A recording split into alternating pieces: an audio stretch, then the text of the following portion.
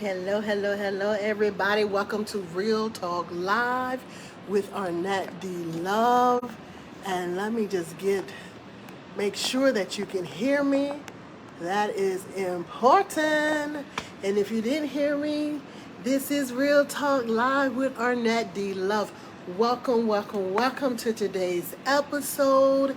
And we're going to be discussing the joy of parenthood.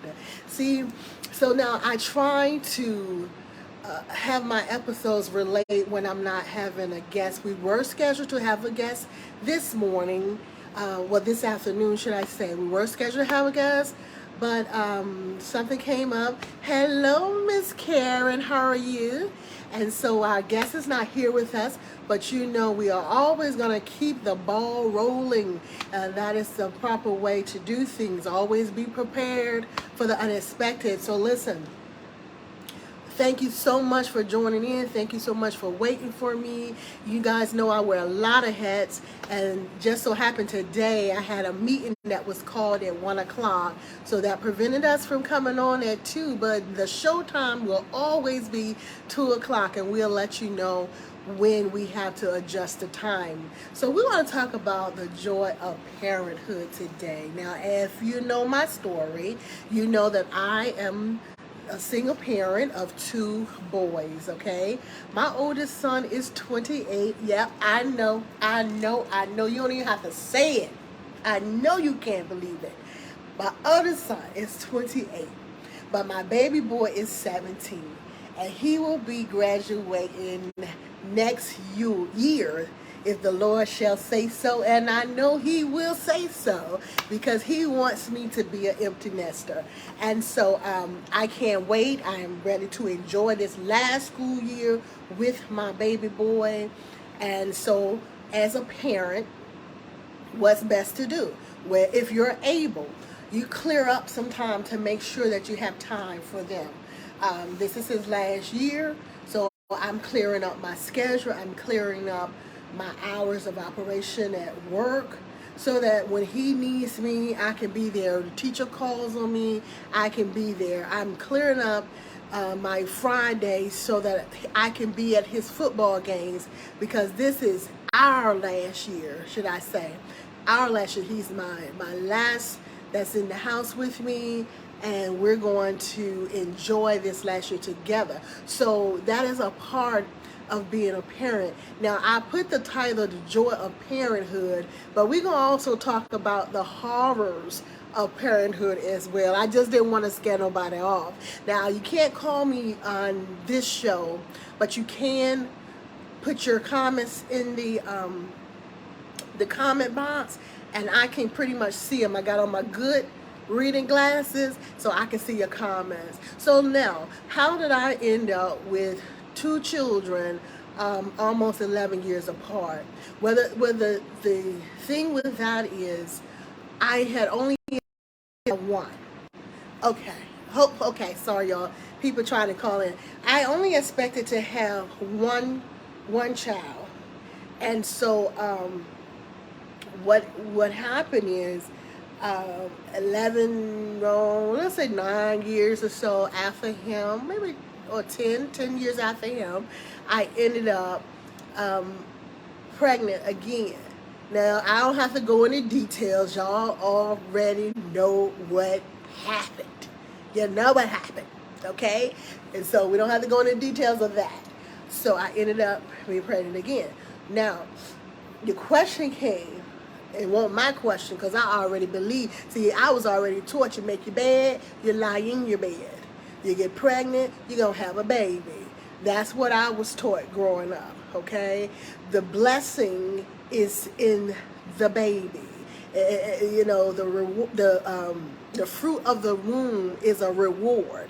This is what I was taught. This is how I was raised. I'm not trying to say nothing about anybody else making decisions for their lives. That's not what I'm saying. I'm telling you how my upbringing was. I was already a single parent of one child who was about 10 going on 11.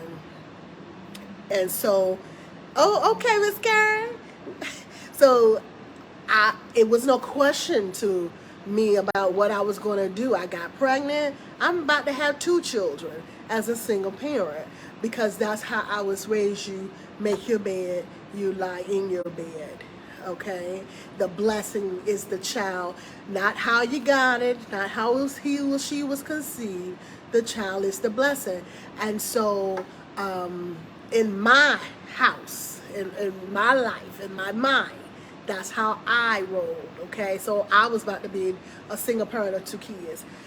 And so did people try to encourage me to have an abortion?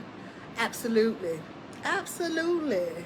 You know, because they couldn't see past the fact that I wasn't married. I had a good job. So money wasn't an issue. I have a job with benefits, but they couldn't see past the fact that I wasn't married and I wasn't with the child's father. And so, did they try to encourage me to have an abortion? Yeah, they did. They did. But was that going to work with me? No, it wasn't. You know, I told him, quit. My baby got eyes. My baby has fingers. My baby, I was just loving on my baby before he even, was fully formed, but that was my baby. God blessed me with another child, and if God didn't want me to have him, he wouldn't have allowed me to be pregnant again. So I was grateful for the blessing that I received, okay? Not saying nobody else isn't grateful. Y'all, this is my point of view. This is my transparency. If you know me, you should know me by now that I am transparent about my life. I'm not transparent about anybody else's life. I'm talking about me. So I had a baby formed inside of me, and people tried to get me to abort my child. But under no circumstances was I going to do that. That was my baby. I was going to raise them myself with the other one, just like I raised the other one. See, I felt this way. I must have did so good with my first child that God blessed me with another one. And not only did he bless me with another, he blessed me with another boy. So I must have done such a good job with the first boy that he blessed me with another boy. That's my mentality. That's how I looked at it. I was doing good. I was doing what he asked me to do. Now, maybe not in the making of the baby, but when I got the baby, I was doing what God asked me to do. And I was taking care of him. And I was putting my children first. And so I thank God for my children. It was a joy, and it is a joy to still be their mother. Now, this is the problem that comes with kids. A lot of times, single mothers tend to cuddle their children, especially their boys, and they tend to spoil them overly.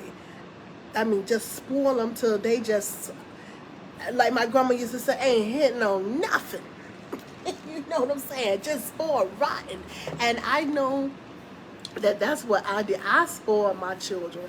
I spoiled them so much. And I tried to instill, I tried to instill morals and values into them. Like with my oldest son, I started right off about bullying. You don't bully and you don't allow anybody to bully in your presence. Okay, and that's how I taught him growing up. So even though my son was actually a martial artist, he never bullied anybody. Okay, but he will always protect those that were being bullied. And I'm not talking about fighting. He would just go to the people that's trying to bully and let them know, no, that's not how you treat them. That's not what you're supposed to do. You're supposed to be friendly. You're supposed to do this. That's how he was. And as a parent, I couldn't be more proud of that, in my son. Because no way is he a pushover, but he was more like a peacemaker. And everybody loved my oldest son. Everybody was attached to him. He was like the life of the party. There were values in him that I desired. There were values in him that I desired. At one point I was like, good Lord, people just love you to death.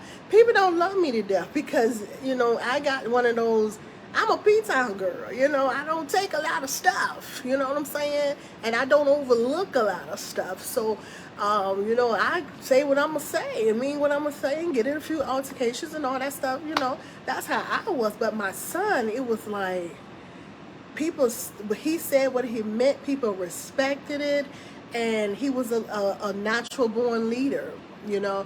And so I love that about my child. That made me so happy with him. Now, of course, he did things that was disappointing to me.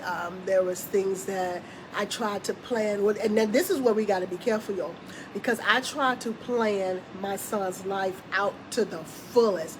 I'm talking about from when he was young, and I got him into martial arts because he was supposed to have been the only child, and he was my oldest. I had to make sure he had a little extra confidence, so I got him into martial arts. And then I planned out his schooling. I had him, at one time I had him in private schooling, and I realized that was no better than public school, because he was still learning things that he shouldn't learn, maybe at a faster rate. And so I put him back in public school. Then from there, from school, I planned his sports. He was football, basketball, baseball. When he said he wanted to play soccer, I was like, that's not in the plan, But being that he was strong-headed like his mom, he played soccer. And I know y'all remember they had the soccer teacher, the soccer coach at Wilson, where Manor is, and he got killed in an accident, and he played soccer under that coach. And so my son did a lot of stuff that I had planned for him to do. I planned for him to go to college, and I sent him to college. And I mean, I'm a single parent, and because I had a decent job, I couldn't get a lot of help for him to go to college, so I had to pay for him to go to college. And this is where the heartbreak happened, the disappointment, because college wasn't for him. And all I could see was, I want my son in college. I want him to have a college degree. I want him to set himself up so he can run that business that he wants to run. And I want him to have a educational foundation behind it. And I could not see the forest for the fire. I couldn't realize at that time, in that moment, that my baby just did not want to go to college. And especially if he couldn't play football, if he couldn't play basketball, he couldn't play they wouldn't let him play anything at that college that I sent him to. And so he just lost all types of interest. And it was my fault because I couldn't get it. My son had to go to college, So I'm saying this, parents, to tell you to be careful. Pay attention to what it is that your child wants. It's not all about the life that you plan for them. Because, see, listen, it works for some children, but it doesn't work for all children, and it didn't work for all children. And guess whose heart was broken? My heart was broken, and so was my pockets, because I had to pay for college. And I'm like, when did you just write your name, or did you not write your name? What happened? What am I paying for? And it was one of those type things in our lives. And it took me years, a few years, to get past the fact that I got a college bill and I don't have a degree behind it, And so that was heartbreaking for me. My mom was like, listen, you have to get past the fact that he didn't do what you wanted him to do. You're going to have to let that go, because it was hard, man. I was talking all the time. I'll be talking, and I'll throw in, that college money I had to put out, and I had to do this. Everything was surrounded by the college money, what I had to do as a single parent. But the thing was, I did not pay attention. I did not listen. I did not spot the signs that my child really didn't want to go to college. So that means so much to me in my race to be on the school board, to be able to supplement for our children that some of them really don't want to go to college. So what's the next best step for them? How can we fix it so that they can still be successful, productive citizens, can still take care of the kids that they're going to have within the next few years? This stuff is from the heart with me. This is more than just a business or organizational decision for me. This is personal. This is personal because, see, I didn't want to go to college. I think if you remember some of my testimonies, I was forced. It was either college or it was military. My mom was like, I was a waitress in high school, so she was like, you're not going to be a waitress when you get out of high school. You can cancel Christmas on that. That was her word. You can cancel Christmas on that. You will not be a waitress living in my house. Now, you can live in my house if you go to college. And other than that, you're going in the military. Which one is it going to be? Now, my mom was strict, so I had already knew I'm getting ghosts. I'm out of this tip here, And so at 17, my mother signed the line for me to go into the military. At 17, I left home to go into the military. At 18, I was in the field on my birthday, wet and muddy, crying, because this was the worst birthday that I ever had. But so what I'm saying is, those were my only two options. We have to do better for our children. We have to make sure they have more options. So back to the joy of parenthood. So my son didn't finish college like I wanted him, and so we ended up taking him out of that college. And I say we as in me and my mom and my uncle, who helps decide my decisions for me, help me stay on track. And so we took him out of that college. We sent him to the community college, and he went to community college for about a year, and still it just wasn't for him. So I like, you're going to decide when you go to college. That would not be my decision. That would not be my bill. I did what I was supposed to do.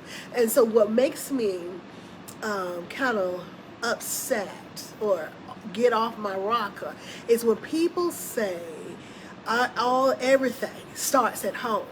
You don't know what started at home. You don't know whether these parents have guided their children properly, and the kid, using their own mind, decided that they're going to do this. Because if you look into my home, what started at home was college. But my child decided that wasn't for him. So I wish somebody would come tell me that my son didn't finish college because it wasn't a good start at home. And I would have some words for you. Everything I felt when he didn't finish college would come on you. I would let you have a piece of my mind because I had his life planned out. And that is where I went wrong. You can't plan out the life for your kids. You can pray for them. You can guide them. Then you give them the room to make the decisions that they need to make for themselves. Because ultimately, in the end, they're going to have their own regrets, and you have to let them have their own regrets. You cannot just pile stuff on top of them. You can't do it. You got to let them make their decisions. You have to. Just like you had to make yours and I had to make mine, you have to do that. So now I let my son make all of his decisions, and I try to stand back and support him when I can. And when I can't support him, I let him know I can't do that. I still spoil him. I'm not going to lie about that. But I let him make his decisions. And when he comes to me for anything, I try to be there for him when I can. Now, my baby boy is a little bit different. He's more like me. And so I'm faced with me every day. I'm faced with somebody that has a quick tongue. And you know what? His tongue is quicker than mine. Because he get that from his daddy. But his tongue is quicker than mine. So I'm faced with myself every day. Asking why and want an explanation for certain situations. And when I tell y'all that drives me up a wall, trying to handle me. He tries. And I don't know if you understand what I'm saying, but you know, your mom, when you're little, your mama said it's gonna come back on you. Everything you done to me gonna come back on you. Sometimes I call my mom and she be like, "Good for you, good for you," cause you remember when this, and this. You remember when that, and that. I remember when you used to leave the house. I didn't know where you were. Good for you, good for you. I'm like, no, not good for me. Come on now, I need your help. She's like, I can't help you. Because everything you done, you're getting back. And that came through my baby. And I'm like, why you treat me like this? You know? And so I'm just really excited, though, that he is a strong, independent young man. I'm praying that that stays with him. But the thing is, he has to know that at some point, you have to compromise. At some point, you have to listen to someone. At some point, you're not going to be in charge. And I have to drill that in him and drill that in him. Sometimes, you know, I'm like, hold on, this is me. This is the parent. You're the child. I'm going to need you to zip it. Zip it. Because when he was little, I used to tell my mom, I said, listen, when I first noticed the me in him, I said, Mama, his mouth is a little smart, right? Oh, let that boy express himself. Don't you shut him up. Let him be expressive. But in my mind, I'm like, this little boy is too expressive. He says a little bit too much, you know. And come to find out, I was right. I was right. I should have took him down about 3 notches. But I mean, he's a great guy, and just like my oldest son, people love him. He's a people person when he wants to be now, and when he doesn't, he goes in his room and he shuts himself off, and you know, do what teenagers do. And so now we got this thing called college. He wants to go to college. And I'm making sure he wants to go to college because he's working to go to college. He's concerned about the colleges that are contacted him, trying to see if he can get offers for sports and everything. This is something that he wants to do. So what I'm not doing this time is pushing anything on him. I'm letting it come to him through him. Okay, so because I know that this is something that he wants to do, so he's going to do it. And that's what we have to remember as parents, not to push things on our kids. Like I say, for some kids, it's going to work. It's going to work. But some kids, it's not going to work, and we're just going to deter them from the progression that they can have, okay? So we have to be very mindful and know our children. Now, the joy of being a parent, what is my joy of being a parent? Sometimes just looking at my boys, how handsome they are, they're so tall, and the fact that I chose, you know, wisely when it comes to a father. I just, you know, love my children. Now, my baby's father, oh my goodness. Oh my goodness. He is a sweetheart. He's a sweetheart. I mean, he loves his son. He respects me, you know. And look, y'all, I call him baby daddy, right? But I don't like him calling me baby mama. Yes, call me a hypocrite, but he's my baby daddy, but I'm not his baby mama.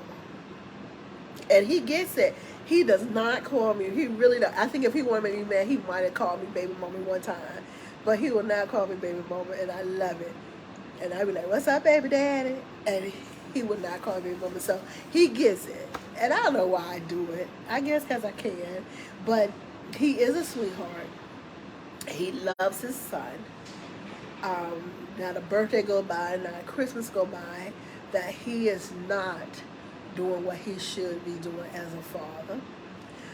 So I really appreciate him as a father to my child. And so that's just in a nutshell. That as far as my son, he's a little different because he's different from, you can say that, he's different from the oldest son. Y'all know what just happened. Y'all know what just happened. Let me adjust this camera. Let me adjust this camera. So he's a little different from the oldest son. The baby boy is more, I would say, bougie. He's more, a little more bougie than the oldest son. Excuse me, y'all. The sinus and everything going on. So, he stands up tall and look at you and call you trifling. Oh, we got a complaint about them popsicles, some lollipops too. I'm gonna tell her in front of y'all, they don't like you eating lollipops on the camera. Yeah, they say you want to be taken serious, you gotta do serious things. That's from the audience. And I told her, y'all, I told her about them lollipops. That's why I got somebody coming down to train her. But just so you know, they don't like the lollipops. So listen, he the youngest son is more uppity than the older son. Okay. And so I'm waiting. I can't really wait to see how he is as an adult when he actually done finished college and got a job or started a business or whatever. I can't wait to see how he is because his demeanor now is different. It's different, and I mean, I just can't say that I don't like it. I love it. I love it because he's like particular. He's what you would call a particular individual. That's the word to use. He's particular, and I love it. I love it. And the joy of being his mother. Listen, I do stuff to pick with them because I'm the only girl. I got the two boys, and so like sometimes I want my back scratched. So I'd be like, scratch my back. And he'd be like, where at? I was like, get in the crease. And he break down laughing, y'all, because y'all know I'm kind of thick. So I got more than one crease. So he'd be like, I'm already in the crease. What crease? And girl, we laugh so hard because he's like, Mom, please stop saying crease. Stop saying crease. It be about, I ain't got but like 2 creases. But he think, let him tell I got creases everywhere. But I got 2 creases.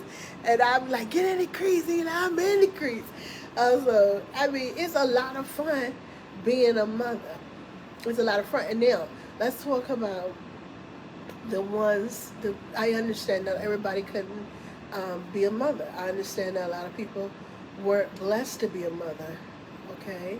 But that doesn't make you no less than a mother, because what it takes is for you to be a mother to somebody. Somebody needs your motherly love. Somebody needs your motherly advice. Somebody needs you there with them, okay? All you have to do is find the right somebody. And that comes from kindness. Your kindness, your apparent love, that teaches a child that they can trust you. And right then and there, you may just be somebody's mother figure, okay? So, or father figure now. I'm transparent, so I'm speaking from a mother point of view, but or father figure. Now the point with that is you don't lose the trust. If you say you're gonna do something for the child, you do something for the child. If you tell the parent that you're gonna take them somewhere, you do that. You don't lie to them. You don't hurt them. And you be that mother figure, that father figure, or perhaps that big brother or big sister. And it's all about the rewarding satisfaction of pleasing them, making them happy. It takes a village, and it's not going to always come from the biological parent. And let's talk about, since Lisa has come in, let's talk about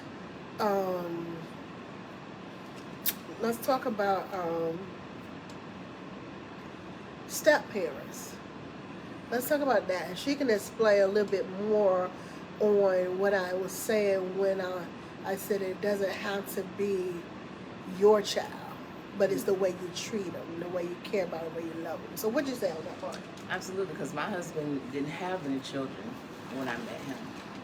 And he had to take on 5 kids that were not his. And he grew to love them. I mean, they love him to pieces. And he didn't know how to be a father because he was, just getting started. He just had joined the military and stuff. So this was new to him. But the thing was, he said, I accept you and your children. And over the years, he's grown. And 20-some years later, he's a great stepfather. He loved them. And even their father has come to thank him for help raising his children. So it just depends on the person. It depends on who's raising your children. And like with my stepdad, the way he came at us, he didn't come in. Well, we were grown when they got married, even though they've been married over 20 years. We were grown because I'm older than I look, y'all. I'm older than you think. I know. Yeah, it's hard to believe. I understand that. If I take the glasses off, yeah, it's hard to believe. But the thing is, I'm older than you think. And my stepfather has been married to my mom over 20 years. And so, but when he came, he didn't come in trying to be the parent, Like I said before, if he had anything he wanted to say to us, he went through my mom. He let her tell us. But the thing is, when she told us, it was law. If it was something he didn't like, she let us know, look, if Lord don't like when you do this. And that means get it together, get it straight. Because I told y'all my mama was strict. So we didn't play with her. So it wasn't no talking back to her friends, and definitely ain't going to be no talking back to her husband. So if she come and say he didn't like something, that means she didn't like it either. And you're going to get it together, or you're going to have to deal with her. And I don't want to deal with my mama. I don't play with my mama. Now, I'm older. I push the envelope a little bit, but I know when to step back. Because I believe she'll still slap me. I do. I think, look, y'all, I think she will still slap me. I really do. I'm feeling some type of way. I think, what? They got a problem with me eating my lollipop? Yeah, I ain't gonna lie to you. I know you're not gonna lie to me, and I'm not gonna lie to you. Listen, I have to live my life for me. If I enjoy eating a lollipop, not on the show. Not on the show. I'm with the guests. I'm with the viewers. I agree with the viewers. There is no problem with eating a yes, lollipop. it is. Yes, it Why is. is that? We'll talk about it later because I agree with the viewers. I agree with y'all on the show. Now, what they said, this since you brought it up and cut across me talking about my mama, they said just ask her to eat her lollipop and then come join you. That's what I was told. That's what I was told. If she loved the lollipops, yes, I eat love the my lollipops. And my thing and is, then come I have join to the show. live my life for me. No, so not on the show. They do. Because my show started off. Something is wrong with them. No, see, you bring it up on the show. I told you we can talk about it at the show, but since you want to bring it up, let me tell you. My show started off seriously. We had jokes here and there, but wasn't nobody up here eating lollipops and stuff like that. Hold up. Now, if my guest got a problem with you eating lollipops, I got a problem with you eating lollipops. I got a problem with you eating lollipops anyway because it's not professional. Now, taking a drink, I don't have a problem with you eating drinks. I don't like the lollipops. Okay, so you got people that go in church and eat peppermint. And this ain't church. They're not supposed this to is our live with Arnette. Okay. Real talk live with Arnette D Love. Okay, but and I'm telling you, as the host of the show, that I do not like the lollipops. And so then but I never said anything to you. But when the guests told me, and I had two of them for sure, that asked me about them lollipops. Then I'm like, oh God, somebody else is feeling what I'm feeling. We need to talk about eating a lollipop. About the lollipops on the show. Wow. Yeah. So Neil, then they got some me insecurities. And you. No, because I don't have no insecurities. Well, I don't see what's wrong with the lollipop. That is why I said you and I can talk about it later. Because I don't want to talk about lollipop. I was talking about my mama. I'm speaking it up because of the fact that you say you have guests or people that's watching that have a problem with the lollipop. Yes. Tell me what the problem with the lollipop is. I just told you. They said it's not serious. They said to be serious. Hold on. This is quote the guest. If you want to be taken serious, you have to be serious and sitting up. Listen, Licking on a lollipop during the show is not serious. This is what I was told. That's the part. I'm telling you. Is licking on a lollipop. Every now and then you want Girl, a little get taste off of that in right your now. mouth just for Me and you would talk about the Whatever. lollipop. Right now, I'm talking about the Joy of Parenthood. Y'all, let it go for now. I don't like chewing gum, so Okay, I'm gonna let it go. for now. We're gonna talk now. about it. I'm gonna let it go. Now, we talking about the Joy of Parenthood. The Joy of Parenthood. Now, what I was saying was my mother. I didn't play with my mom, and I really do think that my mom would slap me if I get, out of whack with her, right? And I'm a grown woman. And then what you do? What you do when you get slapped by your mama at 50? You know what I'm saying? So the best thing to do is not to play with her. And I wouldn't play with my mama. So what I was saying about step-parent is if she came to me and said my stepfather don't like it, something, I'm going to listen to what she said because he don't like it. And if she brought it to me, she don't like it. Now, I'm not trying to tell anybody how to raise their kid in an extended family. I'm just telling you how we did it and we were grown. Now, with me and my boys, I never brought anybody in with them. Only like one time have they ever even seen me bring my friend to the house and spend the night. Only, you know what I'm saying? That was just one person. Other than that, no, they knew nothing about anybody spending the night at their mama's house. And so that was a rule that I had. I was like, I did not want my boys to be uncomfortable in our house, in their house, And because they weren't used to having a father around, I didn't give them that. I let them just have me. And now that they just have me, they have a hard time separating now. They have a hard time understanding that, yeah, I'm going to like, guys, I'm going to go out, I'm going to this, that. They got a hard time with that now at this point. At this point, they have a very difficult time. And so even like my son, he's going to be leaving. I'm like, well, I'm going to start taking vacations. I'm going to start this, I'm going to start that. And he was like, well, who you going with? I said, I'm going to go with, my friends. No, Mama, no, I can go with you. No, you going to be in college. I'm going to go by myself with my friends, And so you got to wean them away. Now, the oldest one, he just rather not face it. He rather not see it happening. He just rather act like it don't happen. It doesn't exist. My life other than them doesn't exist. Everything with my life is about them and my grandkids. Anything other than that, or the American Legion or whatever, other than that, he ain't trying to hear it. He ain't want to know about it. Mama, you got to tell me too much. You're talking too much. You're telling me more than I need to know. And that's how it is. But, with parenthood, we have to make sure that we show our kids that we're happy with them. We cannot sit around and be nasty to them day after day after day after day. And I'm not saying don't discipline them. I'm saying being nasty to them day after day after day after day. Okay? Can't do it. It has a long-term effect. Yeah, you can't do it. That's not the joy of parenthood. That's just, to me, that's abuse. That's abuse. And I argue with my kids because I'm correcting them, and when they start talking back, then it turns into me arguing. But there's a difference when you constantly arguing, or when you arguing to get them straight, and then you back to loving on them. Like with my son, I don't like people touching me, and they know it. So what they do is when I argue, they want to come and hug me. At that point, I'm like, don't put your hands on me. I'm already arguing. Now you want to hug and kiss me. No, don't put your hands on me right now, especially. And then what it does is make me smile because I'm laughing at because they so silly.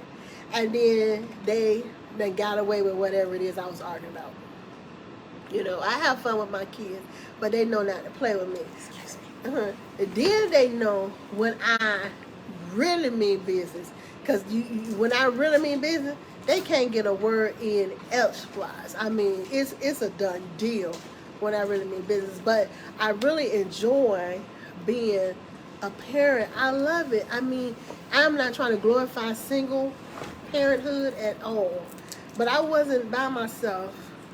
She's so hard-headed. I just told her I don't like it, and she's still doing it. I didn't get a lot of poppers of mint. What you got? A mint. Well, don't be playing with my guests either. don't pick with my guests, cause they don't like your children just the lollipops and sucking the lollipops. Well, mint you can't tell. Don't, it's in there. well, you do your mint, but yeah. So you you gotta love your kids, you know. And like I said, with me, with people trying to get me to abort my son, ain't no way. And that's something I would have had to live with. And look what God blessed me with. A tall, old, handsome dude. Tall, old, handsome dude with a slick mouth. You know what I'm saying? I was blessed. I was blessed. And what I would say to you, always think about things long and hard before you make any kind of rash decisions. Sometimes you're going to be afraid. Sometimes you're going to be nervous. And that's about anything. Like right now, I got a decision to make. Yeah, I'm a little leery of it, but you got to do what's best for you. And you can't let people deter you from doing what's best for you. Because guess what? In the end, they're going to be gone. They're going to be them same people that was telling me not to have my child. They ain't even nowhere near my life. You see what I'm saying? That was something I would have had to deal with for the rest of my life, and not none one of them there to stand with me. Okay, and that's what you need to think about. Think about the whole issue, the entire issue, not just the right now issue. Okay, and that's with anything. But right now we're talking about the joy of parenthood. So think about the women that couldn't have kids, the women that tried and tried and tried and tried and couldn't have kids, and their children that they did have didn't make it. I mean, that's something to think about. Just think about it. I'm not saying make your decision based on that, but just think about it. And I say that because when you're blessed to be able to have children and reproduce, and you think about the women that couldn't, and I have some in my life that couldn't, that was another factor. Listen, okay, I can have this baby, and if I don't want to keep this baby, I can give this baby to her, or she can co-raise my child. She can co-raise my child.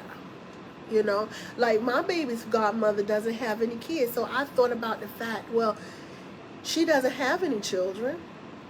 I'm pregnant. She can help me with my baby. She can help raise my baby. And if something happens to me, I trust her to raise him. And that's another thing you have to remember. When you choose these godparents, supposedly, they're the ones that are supposed to raise your kids if something happens to you. Do you trust these godparents to raise your children? These ones that you're choosing because y'all good friends, do you trust them to raise your kids? Do you believe that they're going to treat your children like you treat your children? I mean, come on, this is something you got to think about. Is my baby's godmother going to love him the way that I love him, or is she going to treat him like a second-class citizen underneath her children? See, my baby godparents, I know that he's going to be fine. I knew that my first one was going to be fine. For one, and not only was she going to love him, she had the means to take care of him. She had the funds. And on top of what she would get from me, not being there to help him, she had the funds to raise him properly with her child. This one, for the young one, his godmother, same difference. She's going to love him up. I knew that. And she was going to have the funds to take care of him. And she was going to make sure that he was fine. When you choose godparents for your children, that type of stuff needs to be taken into consideration. Not because we girls and you want her to be in your baby life. Because I'm telling you, if your godparent If you're a godparent of one of my grandchildren and you're not fit for duty, you'll never get them. You'll never get them. Unfortunately, I'll have to take them. And I say unfortunately because I'm hitting 50. I really ain't trying to raise no kids, so I would much rather you be fit to take care of them and let me visit my babies. But if that's not so, you won't get them. Be careful who you say gonna raise your kids if you're no longer here. And with that, enjoy being a parent. Enjoy being a surrogate parent. Enjoy being a step parent. Now I gotta sit here and talk about this daggone lollipop. All right, y'all. Talk to you.